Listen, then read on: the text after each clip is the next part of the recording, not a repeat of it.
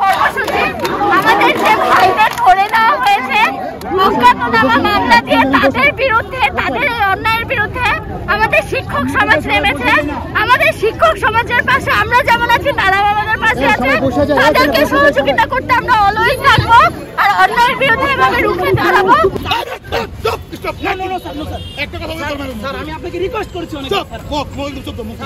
March for justice, ন্যায়ের জন্য যে মিছিল সেটা নিয়ে বের হয়েছে। গ্রেফতারকৃত যে শিক্ষার্থীরা ওদেরকে বের করার জন্য আমরা রাস্তায় নেমেছি। ওদেরকে কেন গ্রেফতার করা হলো? নিরস্ত্র শিক্ষার্থীকে কেন তারা গ্রেফতার করবে? এমনকি আজকের আন্দোলন পর্যন্ত ওরা আমাদেরকে সুষ্ঠুভাবে করতে দিচ্ছে না।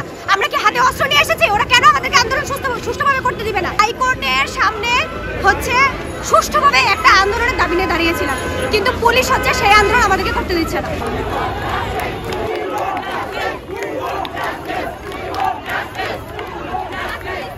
আজকে আমাদের দেশের প্রত্যেকটা মানুষ, মোহাম্মদপুর থেকে শুরু করে আমি যেই জায়গা থেকে এসেছি, প্রত্যেকটা মানুষ এখানে রাস্তায় নেমেছিল 19 তারিখে, যেটাকে তারা শিবিরের নামে চালিয়ে দিতে চাচ্ছে।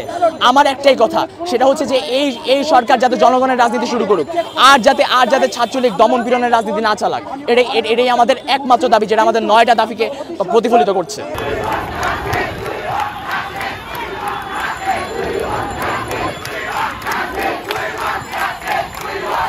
যাদেরকে ধরে নিয়ে যাওয়া হয়েছে তাদেরকে অবশ্যই ছেড়ে দিতে হবে।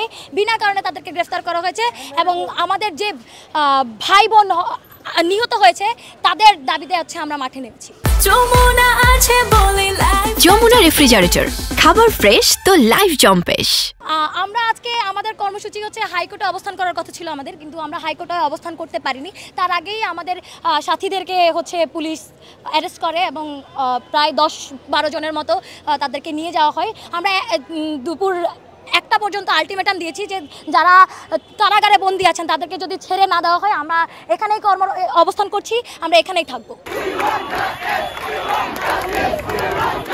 আমরা সাধারণ স্টুডেন্টরা এখানে জড়ো হয়েছে এবং আমাদের সাথে আমাদের ঢাকা বিশ্ববিদ্যালয়ের শিক্ষক মণ্ডলীরা ওনারাও এখানে ছিলেন এবং অন্য ভার্সিটির শিক্ষকরাও এখানে, শিক্ষকবৃন্দরা এখানে ছিলেন এবং বিভিন্ন ভার্সিটির আমরা ছাত্রছাত্রীরা এখানে জড়ো হয়েছিলাম। কিন্তু এইটা ছত্রভঙ্গ করার জন্য আপনারা দেখতে পেয়েছেন এখানে প্রচুর পরিমাণ পুলিশ কর্মরত রয়েছে।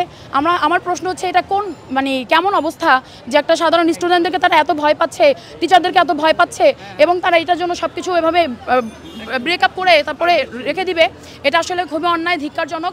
আমরা চাই আমাদের সুষ্ঠুভাবে যে আন্দোলন, সে আন্দোলন মেনে নেওয়া হোক।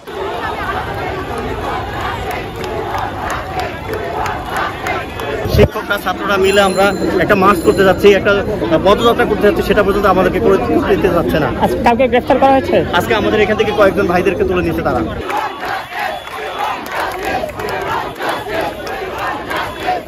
আমরা ভাইদের বাধার প্রতি সম্মান দেখায় এখানে অবস্থান নিয়েছি এবং তোমাদের কর্মসূচিতে আমাদের যে সমর্থন ব্যক্ত করছি, সংহতি ব্যক্ত করছি।